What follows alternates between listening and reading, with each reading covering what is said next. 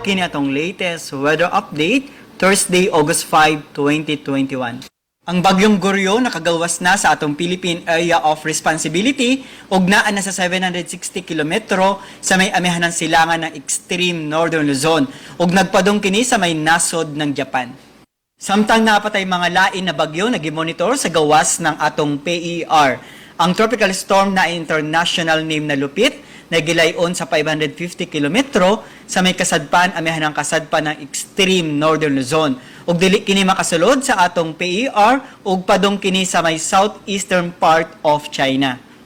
Next, ang tropical depression na gilayon sa 2,095 kilometro sa may silangan amihanang silangan ng extreme northern Luzon ug ang tropical storm na gilayon sa 2,785 kilometro sa may silangan amihanang silangan ng extreme northern Luzon. Kining mga weather disturbances ang nag-enhance sa habagat or southwest monsoon na nakaapekto sa tibuok sa nasod.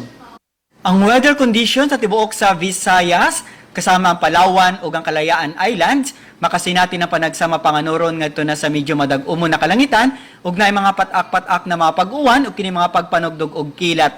Ug para sa atong mga dugang detalye, bisita atong mga official social media accounts. Kini si Jomar Eclarino gikan diri sa Mactan, PAGASA Visayas, DOST, mayong adlaw.